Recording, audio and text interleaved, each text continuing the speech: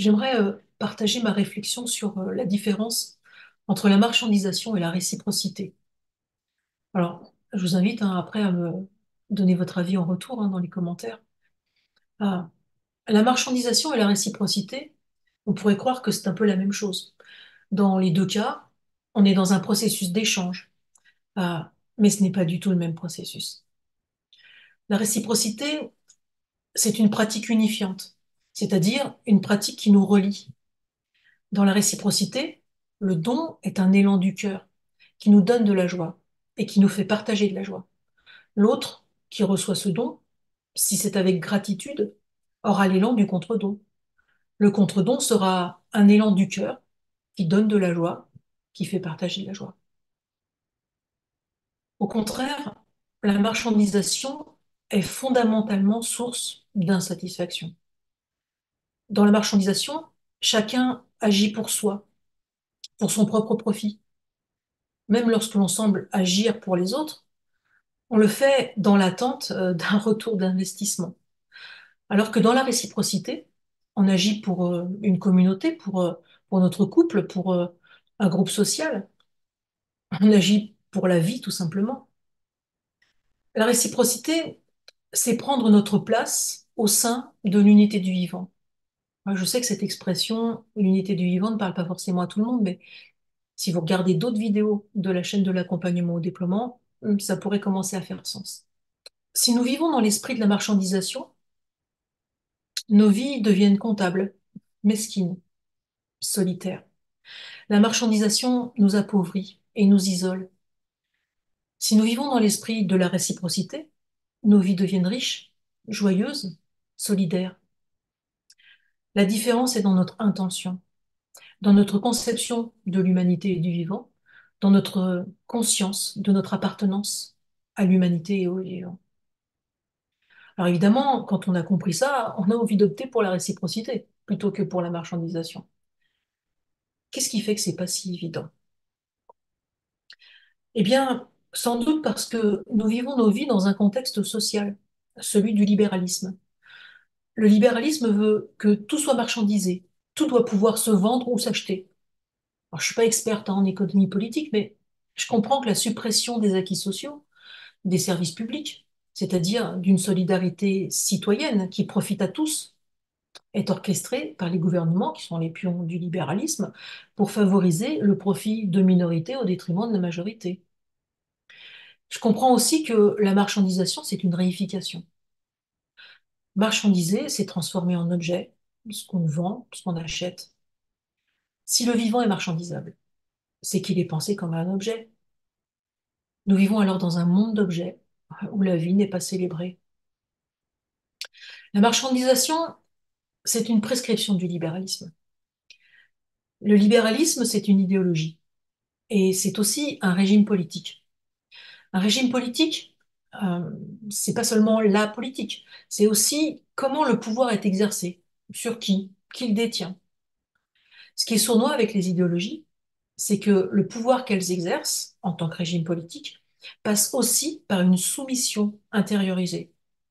Nous obéissons aux injonctions des idéologies, souvent de façon non conscientisée, parce que l'idéologie dicte notre représentation du monde, influence nos pratiques, nos comportements, et définit la modalité de nos interactions avec les autres et avec le vivant.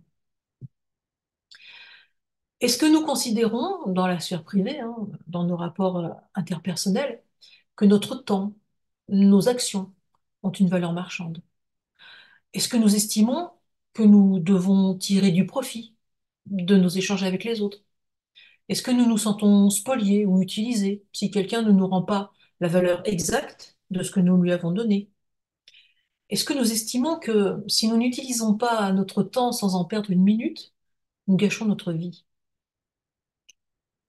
Lorsque nous vivons dans ce monde d'objets où la marchandisation est devenue une norme, nous acceptons de nous considérer nous-mêmes comme des objets, comme un capital, une ressource à fructifier, à rentabiliser, et nous considérons les autres de la même façon.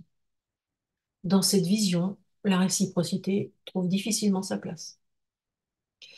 Même si nous rejetons une idéologie, nous pouvons quand même nous comporter sans le conscientiser, selon cette idéologie. Même si nous sommes, par exemple, une militante contre le libéralisme, nous pouvons agir avec les autres, sans le conscientiser, selon les prescriptions du libéralisme, que sont alors, la marchandisation, hein, mais aussi l'individualisme, le conformisme, la compétition, l'appropriation, la réification du vivant. La réciprocité donne de la joie et fait partager de la joie. Marshall Rosenberg, hein, le créateur de la communication non violente, nous dit que rien ne nous rend plus heureuse, plus heureux, que de contribuer à s'embellir mutuellement la vie. La réciprocité donne un sentiment d'appartenance. Elle est source d'abondance.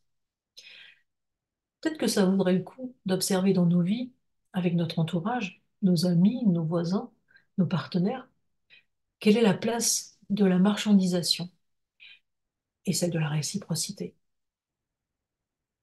J'aimerais lire maintenant un passage d'un livre dont la beauté et la sagesse me réconfortent énormément. Tresser les herbes sacrées de Robin Wall Kimmerer.